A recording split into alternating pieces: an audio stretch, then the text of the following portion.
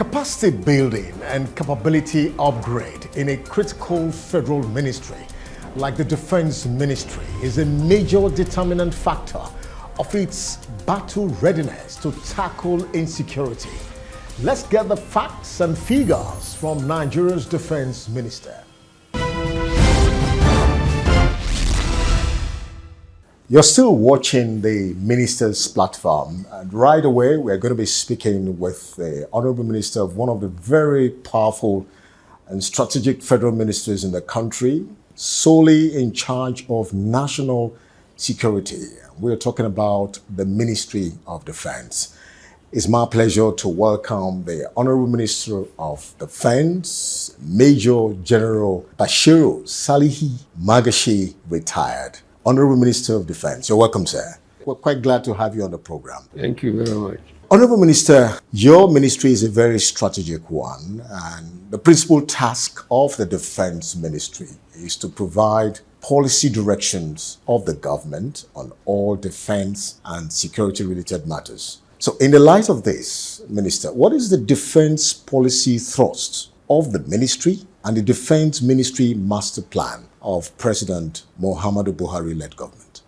Well, the policy thrust of the Ministry of Defense under this administration, and indeed all administration, is guided mainly by the Nigerian constitutions and national defense policy.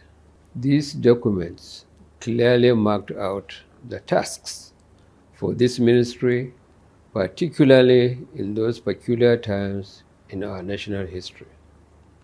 The ministry's policies thrust are thus mainly coordinate and supervise the defense headquarters, the three services, as well as parastatals and agencies to end insurgency in the northeast, banditry in the northwest, and other forms of insecurity in Nigeria.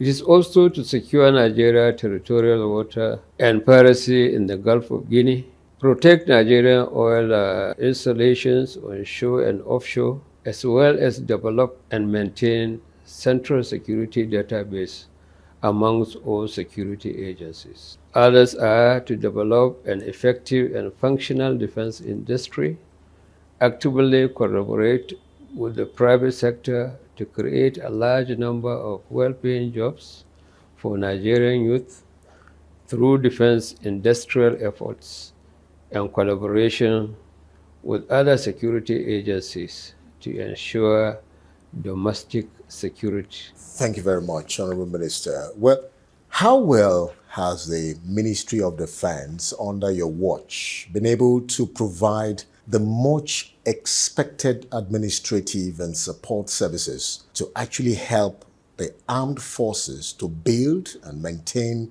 a modern, compact, strong, professional, capable, and mission-ready force for the defense of the country? Well, let me reiterate our appreciation to Mr. President for his unwavering support and vision. Under his leadership, we have greatly improved the capacity of our armed forces. We must, however, appreciate that the armed forces in recent times has had to adapt to various multi-dimensional threats which it was not traditionally trained for. Our focus has been to provide strategic guidance to ensure the services evolve quickly to effectively address these threats. The service chiefs understand this, and to this effect, we have made several policy changes and reviews. We are currently implementing the recommendation of the Armed Forces Reform Committee Act, and in the last 2 years have approved several structure and doctrinal changes in respective services. These changes are being systematically implemented, and we continue to assess our capabilities and make necessary adjustments. To a very large extent, I believe we have been able to provide the armed forces with both administrative and support services to meet their objectives. The Ministry of Defense was established on the 1st of October 1958, with the statutory responsibility of overseeing the defense profile of the country from the perspective of the armed forces.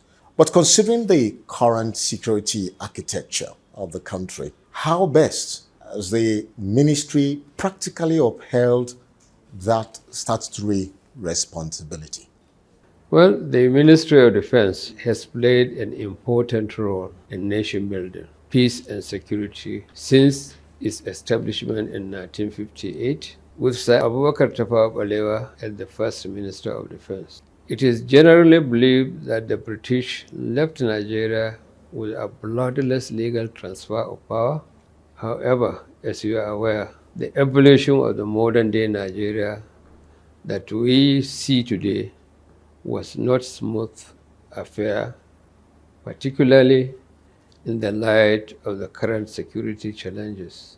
However, the Ministry of Defense has continued to evolve in similar fashion to defend the territorial integrity of the nation states against external and internal threats.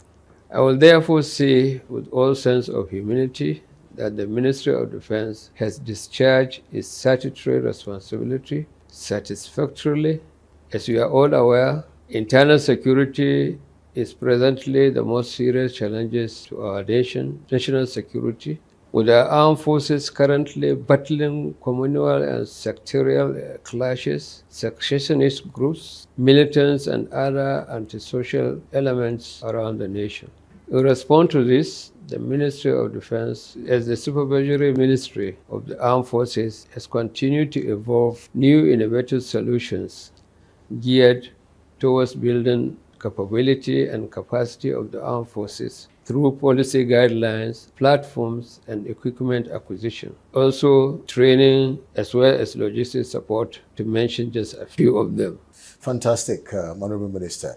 Now, one of the mandates of the Defense Ministry is to maintain a proper balance in arms and men to meet the needs of internal and external security. But looking at the state of insecurity in the country, can we say that the Defense Ministry, under your watch, has been able to live up to these mandates?